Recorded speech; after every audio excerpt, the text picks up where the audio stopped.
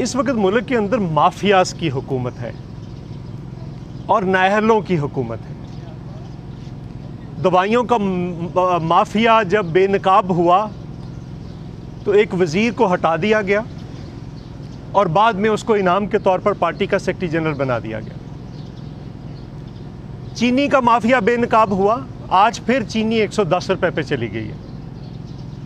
तो कहा गया कि कमीशन बना दिया है, पाकिस्तान की तारीख में पहली बार फोरेंसिक रिपोर्ट आ रही है, किसी एक को गिरफ्तार नहीं किया गया और 430 अरब रुपया लोगों की जेबों पे डाका डाल दिया गया। आटे का माफिया बेनकाब हुआ, पर सारे पंजाब की गंदम स्मगल कर दी गई और यहाँ पे पीटीआई की हुकूमत, सेंटर में पीटीआई की हुकूमत और केपीके में से पीटीआई की हुकूमत, ये रूट था जिस रूट के ज़रिए सारी की सारी गंदम 1000 अरब रुपया लोगों की जेबों पे डाका डाल लिया गया।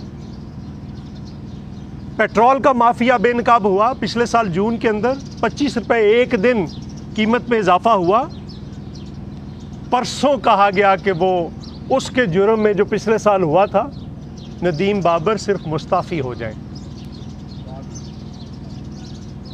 अभी एक और माफिया का नुमाइंदा इब्राज ग्रुप, जो आप सब जानते हैं, आरिफ नकवी जो गिरफ्तार है, उनका नुमाइंदा ताबिश गौहर पावर का एडवाइज़र है और इस वक्त ऊपर इल्ज़ाम लगाया गया कि पाकिस्तान पीपल्स पार्टी क्यों बदलना चाहती है चीफ मिनिस्टर पंजाब को। हम 5 जगह पे अदम एतमाद की तहरीक पेश करना चाहते हैं। बलूचिस्तान के अंदर जहाँ पे 2 वोटों की मेजॉरिटी है, स्पीकर के खिलाफ, डिप्टी स्पीकर के खिलाफ, वज़ीर आला पंजाब के खिलाफ और इमरान खान के खिलाफ।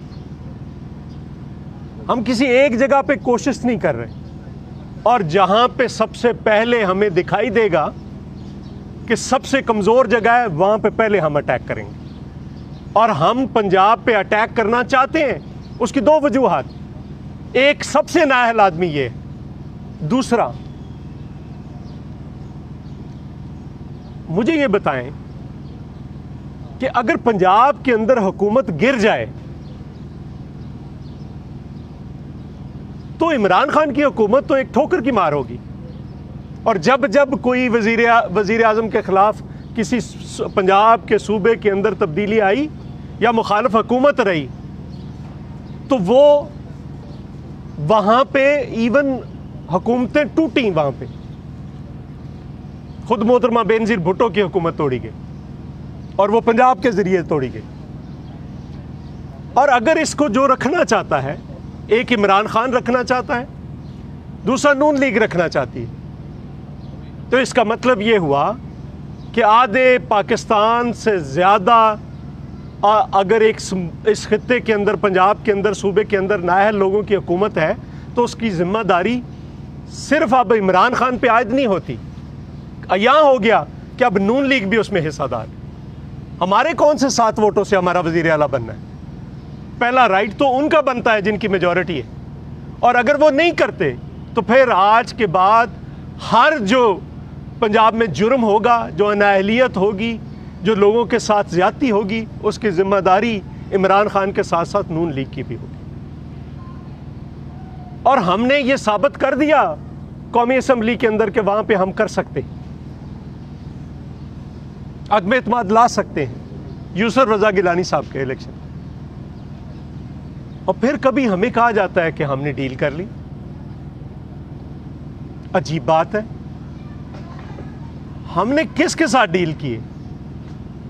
यूसुफ रज़ा गिलानी साहब की गिनती जो उनके हक में 49 वोट्स थे, उनको ज़बरदस्ती डकैती करके उधर शुमार कर दिया गया, डील हमने कर ली। यूसुफ रज़ा गिलानी साहब एप्लीकेशन लेकर गए, उसको उठाकर बाहर फेंक दिया गया, डील हमने कर ली। दूसरी तरफ हम नहीं कहते मोहतरमा मरियम नवाज को बेल मिले, हम नहीं कहते डील हो गई। हमजा शहबाज को बेल मिले, हमें खुशी है। बिलावल साहब तो उसके घर गए हैं, हमने नहीं कहा डील हो गई।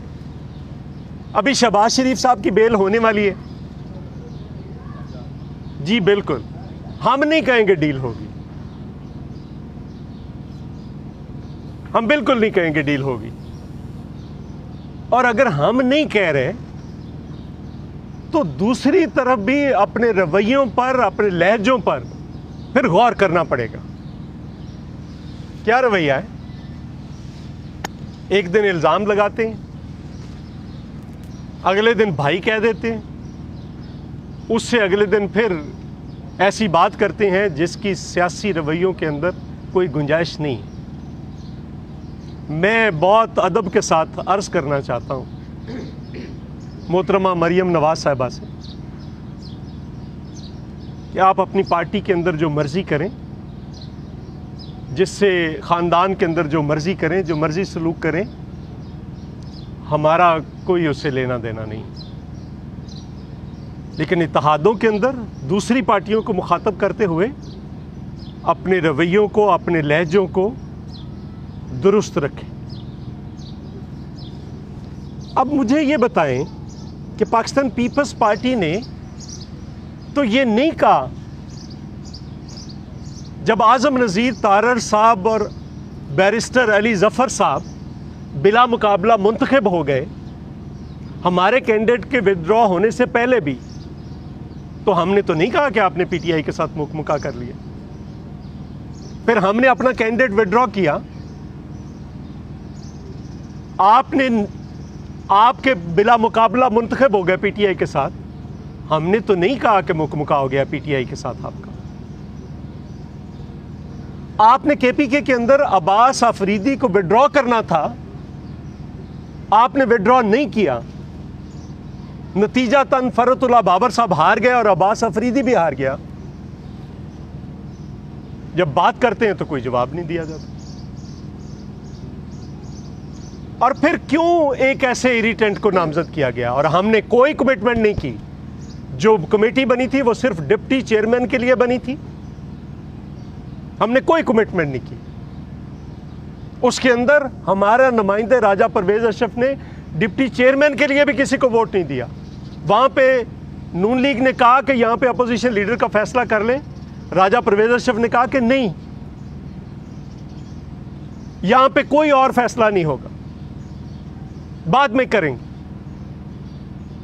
और जब आपको पता है कि आप पहले राना मकबूल को लेकर आए, जिसकी कोई खिदमात नहीं, जो 6 साल सेनेट के अंदर एक लफ्ज नहीं बोला,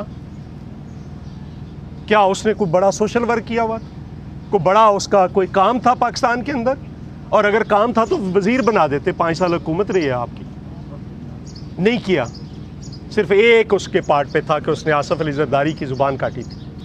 इतवार वाले दिन जेल मैनुअल के ख़िलाफ़ जेल से निकाल कर कराची के अंदर उनकी ज़ुबान काटी थी। अब आपको पता है आज़म नज़ीर तारर साहब का कि वो मोहतरमा बेनज़ीर भुट्टो शहीद के केस के अंदर जिन्होंने क्राइम सीन धोया था, पुलिस वालों ने, जिनको सज़ा हुई थी, उनके वकील हैं। और आपको पता था कि पीपल्स पार्टी इस पर रिएक्ट करेगी। आपने जानबूझकर वहाँ पे बात की और फिर कहते हैं कि ये उसी के पास एप्लीकेशन लेकर चले गए। आप किसके पास एप्लीकेशन लेकर गए अपोजिशन लीडर? हम इन बातों में नहीं जाना चाहते। बेहतर ये है कि एक प्लेटफॉर्म मौजूद है, उसके अंदर बात करें। हमारा मौक़िफ़ रहा है, अभी हमारी सीईसी की मीटिंग होगी। हमारा इस्तीफ़ों पे बड़ा क्लियर मौक़िफ़ था। पाकिस्तान पीपल्स पार्टी की स्ट्रेटजी दुरुस्त साबित हुई। सेनेट इलेक्शन के हवाले से पीटीआई फट गई आपस में। ज़रा मुलाजा फरमाएं, सिंध के अंदर उनके अपने मेन लीडर्स उनके अपने खिलाफ प्रेस कॉन्फ्रेंस कर रहे हैं और कह रहे हैं कि 35 करोड़ में बेचा गया, टिकट अबड़ों को दिया गया, ये अब्दुल कादर को 70 करोड़ का दिया गया। हम नहीं कह रहे, पीटीआई के अपने लोग कह रहे हैं। और फिर पंजाब के अंदर भी हर जगह के ऊपर कामयाबी मिली। ज़िमनी इलेक्शन का बायकॉट कर रहे थे, हमने कहा हिस्सा लो। ज़िमनी इलेक्शन ने, बाई इलेक्शंस ने जो हुए इलेक्शंस ने, उन्होंने 2018 के इलेक्शन की कलाई खोल के रख दी। हमने उनको सिर्फ इतना कहा कि ये कामयाब स्ट्रेटजी है, आगे हम बढ़ें अदम एतमाद की तरफ। और वो इस्तीफ़े उन्होंने नथी कर दिए लॉन्ग मार्च के साथ। ये अगर नहीं कर रहे थे उस दिन करते जिस दिन आपने 26 मार्च डेट तय की थी।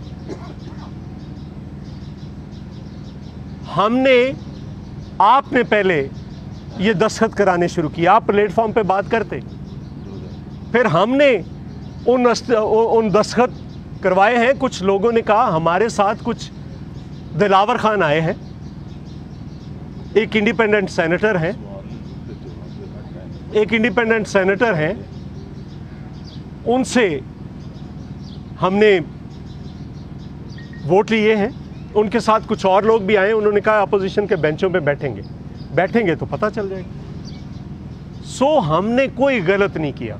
हम पीडीएम बनाने वाले हैं।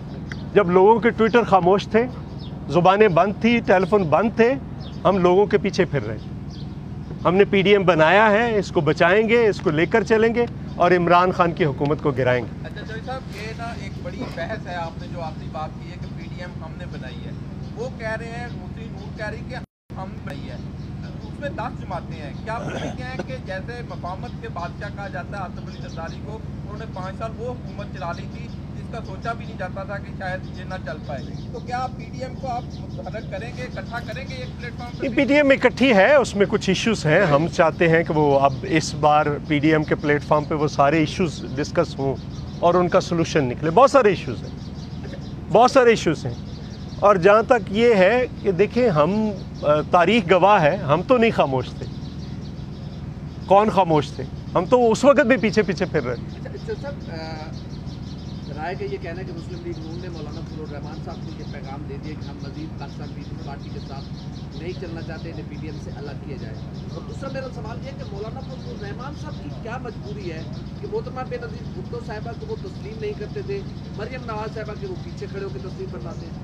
नहीं, मोहतरमा के साथ भी हुकूमत में आए वो, लेकिन तस्लीम नहीं करते। नहीं, वो मतलब अगर आप हुकूमत में आकर वजारतें ले लेते हैं तो तस्लीम ही करना होता है। ये उस वक़्त भी साथ, और उस वक़्त जब हमें ज़िमनी इलेक्शन का 85 के अंदर बाइकआउट किया था तो उस वक़्त भी हिस्सा थे। ज़रूरी नहीं है कि ज़्यादा जमातें हर वक्त दुरुस्त हों, एक जमात भी ठीक हो सकती है। उस वक़्त भी पीपल्स पार्टी ने कहा था कि बाइकआउट ना करें और पीपल्स पार्टी का मौक़िफ़ बाद में दुरुस्त साबित हुआ।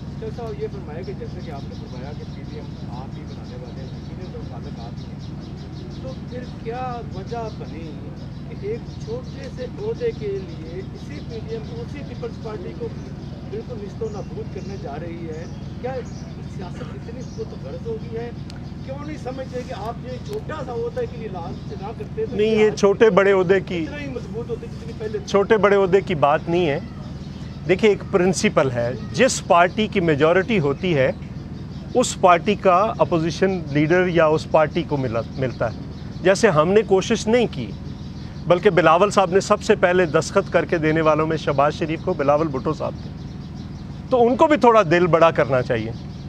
अगर पिछली बार नून लीग की मेजॉरिटी थी तो नून लीग का अपोजिशन लीडर था। इस वक्त अगर हमारी मेजॉरिटी है तो उनको ज़रा वुसअत क़ल्बी के साथ हमें भी एक्सेप्ट करना चाहिए, हमें भी स्पेस देनी पड़ेगी। ये बताएं, मरियम नवाज ने कहा है कि माइनस पीपल्स पार्टी जो है पीडीएम की तहरीक चल सकती है, उनका बयान है वो। पर अगर पीपल्स पार्टी से शुरू होंगे तो पता नहीं किस किस को माइनस करेंगे। कोई डील पीपल्स पार्टी की हो रही है जो सेनेट में हालिया अपोजिशन जहाँ के साथ मिली है, तो ये डील का नतीजा है जी। ये इसको अगर आप डील कहते हैं कि हमारे 7 वोट जो हैं उन पर डकैती करके तो उधर अनाउंस कर दिया गया है। हम अगर अदालत जाते हैं तो हमें तो अदालत उठाकर बाहर फेंक देती है और दूसरों को बहुत कुछ सब कुछ ही मिल रहा है, तो डील हमारी होगी। सर ये बताइएगा, गुज़िश्ता रोज़ मरियम नवाज ने टॉक की मीडिया तक उन्होंने कहा जी पीपल्स पार्टी ने बाप के बाप से वोट ले लिया है। तो ये इशारा किस तरफ उन्होंने किया है? देखिए, हम कि वो सिलेक्टेड कह रही है यूसुफ रज़ा गिलानी को। देखिए, वो उनका मैंने इसीलिए कहा कि वो एक दिन में कुछ कह देती हैं, दूसरे दिन में कुछ कह देती हैं। देखिए, हम इस बहस में नहीं जाना चाहते कि बाप के पास कौन कौन गया और कब कब गया। जब हमने कहा कि कुछ मोडेलिटीज़ तय करते हैं एक्सटेंशन के वक्त, तो हमें क्या जवाब दिया गया कि नहीं, आप जाने, अपना काम जाने, हमने तो गैर मशरूत हमायत का ऐलान कर दिया है। जब फिर छुप कर ज़ुबैर उमर साहब ने 2 मुलाकातें की, वो DG ISPR ने बता दी, फिर उसके बाद PDM के बनने के बाद फिर मुलाकातें हो रही। तो हम नहीं जा रहे, जो जा रहे हैं उन्हें अपनी अदाओं पे गौर करना पड़ेगा। जो साहब आपके खिलाफ कैंप लगते रहे आपके ज़माने में बिजली ना आने पर या बिजली की कमी पर, तो अब महंगाई इतनी आगे रमज़ान आ रहा, तो इस बार पीपल्स पार्टी शुरू कर ले, कैंप लगा ले, कोई महंगाई। जी बिल्कुल, हमारा प्लान है। बिल्कुल, महंगाई इस वक्त 15% से तजावज़ कर गई, जो पाकिस्तान के अंदर हाईएस्ट है।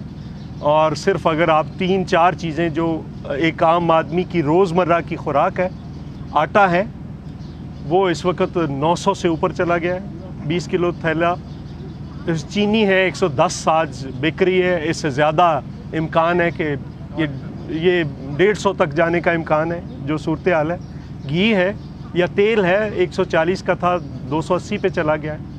बाकी भी बिजली के 5.5 रुपये इजाफा कर दिया गया है। तेल की कीमत को देख ले, गैस 220% महंगी की जा रही है। तो ये इससे पहले ये बिल्कुल नहीं देखा गया। अच्छा, बात सरकार की आपने बात की कि सबसे पहले तरीके इसमें बात पंजाब में आएगी, तो क्या नहीं, मैंने पहले नहीं कहा, मैंने कहा कहीं भी आ सकती है। कहीं भी आ सकती, जहाँ कमज़ोर होंगे, कमज़ोर तो यही है ना सबसे ज़्यादा। तो क्या आप समझते हैं मुस्लिम नवाज के उम्मीदवार को सपोर्ट करेगी पीपल्स पार्टी, उसके साथ चलेगी? जी हम तो कल बिलावल साहब ने बड़ा वाज़ेह कह दिया कि हम 7 वोटों के साथ चीफ मिनिस्टर तो नहीं बन रहे। हम तो चाह रहे हैं कि हमजा आ जाए या कोई और आ जाए जो जिसको वो नामजद करे, और अगर वो नहीं चाहते तो फिर उनकी मर्जी। हमारे अंदर कोई सिलेक्टेड नहीं होता, जो लोग कत्ल होते हैं वो सिलेक्टेड नहीं होते, बाकियों को अपने ऊपर देखना।